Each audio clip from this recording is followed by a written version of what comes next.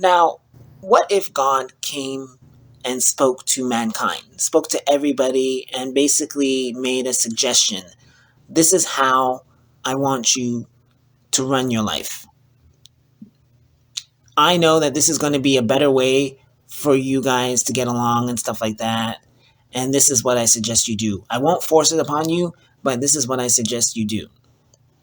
Do you think the vast majority of people would go along with what God says?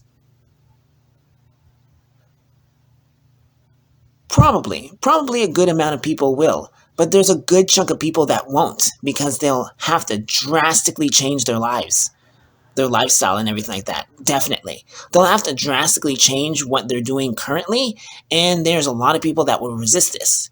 Hence, there will be wars.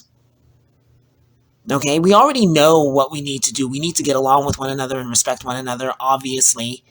The teachings of Jesus Christ is so obvious, but look, 2,000 years and pretty much it's hard for us to understand what Jesus is talking about because there are people who resist this information.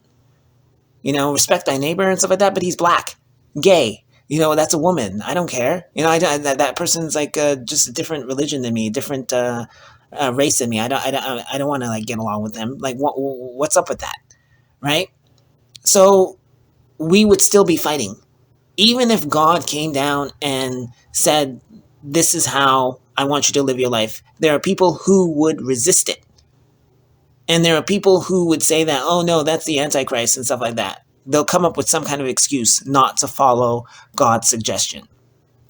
And as a result, we will have wars because there are people who will go along with God's suggestion, like a one world government and stuff like that. Obviously, if we work together, then, things will be a lot better, obviously. But there are people who just don't like that. They don't want that. You understand? That's why for the longest time, like, socialism was condemned, because if you understand socialism is a form of morality. When you have a lack of socialism in a society, you have a lack of morality. That's why during the Protestant Reformation, they said, let's get rid of good works, because good works is a form of socialism.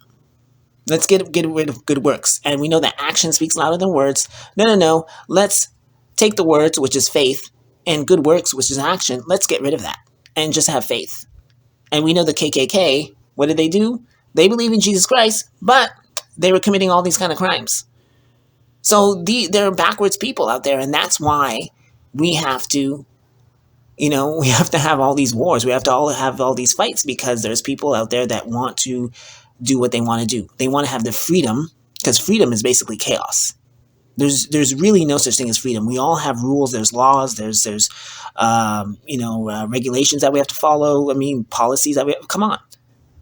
There's no such thing as freedom. But if God came down and suggested that, this is how I want you to live your life, there's a lot of people a significant amount of people that will not follow God's wishes.